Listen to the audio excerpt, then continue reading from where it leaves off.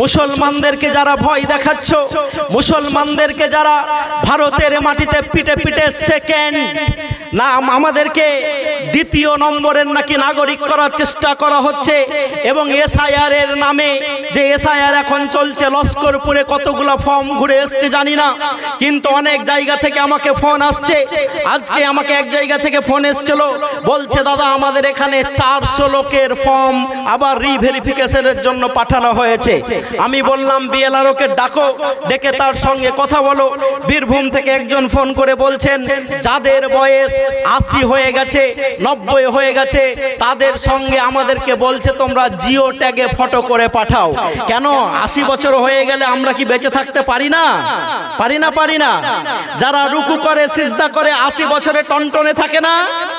থাকে না, থাকে না। যারা রুকু করে না, সিজদা করে না, দেখবেন 60 বছর বয়স হলে কাঠের মতো, এরকম গাছের মতো কোকড়া হয়ে যায়। হয় কি হয় না? তো আল্লাহর জন্য যদি আপনি নামাজ পড়েন তো আল্লাহ আপনাকে নগদ কিছু উপহার দেবেন না? দিবেন না, দিবেন না? আচ্ছা, রোজা কেন করি আমরা? রোজা কেন করি আমরা? রোজা ফরজ এবং আল্লাহকে খুশি করে কি যেতে চাই? জান্নাত যেতে চাই।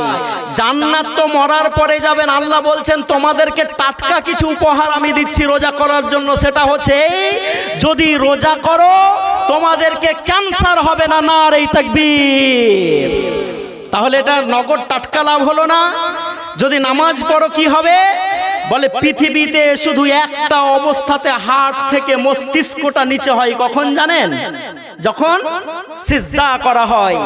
যখন সিজদা করে হার্ট থেকে মস্তিষ্কটা তখন নিচে হয়ে যায়। সুবহানা রাব্বি ইয়াল আলা।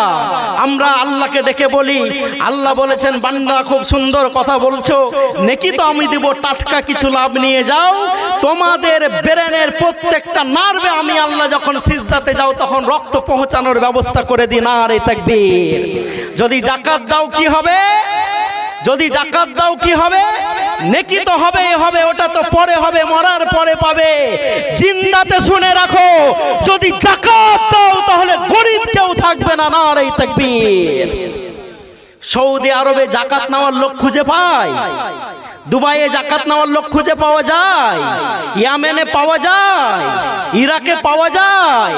যদিও তোমরা ইরাককে তছনছ করে দিয়েছো, হ্যাঁ ইরাককে তোমরা তছনছ করে দিতে পারো, সিরিয়াকে তোমরা তছনছ করে দিতে পারো, কিন্তু শুনে রাখো যেই বুশ 2001 সালে ওয়ার্ল্ড ট্রেড সেন্টার ভাঙার পর বলেছিল বিশ্ব থেকে আমরা ইসলাম মুছে দিব, সেই আল্লাহ রাব্বুল আলামিন নতুন করে আমেরিকার মাটির নিউ ইয়র্ক সিটির মেয়র করে দিয়েছেন জোহরান মামদানিকে। নারে তাকবীর।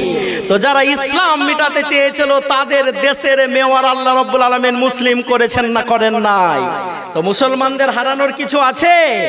আমাদেরকে ভয় দেখিয়ে দেখিয়ে পিটিয়ে পিটিয়ে মারছো, আমাদের আসিফাকে ধরে তোমরা ধর্ষণ করছো, আমাদের বনগুলোর সঙ্গে তোমরা জয় শ্রীরাম বলে ঝাঁপিয়ে পড়ছো, আর আমার মুস্কান একাকী 100 সিংহিনীর ন্যায় আওয়াজ দিয়ে বলেছে আল্লাহু আকবার, আর তোমাদেরকে পিছে হটিয়ে দিয়েছে।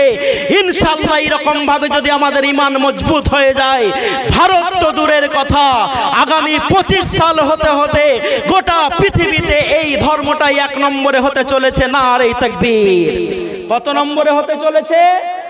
ক নম্বরে? 1 নম্বর।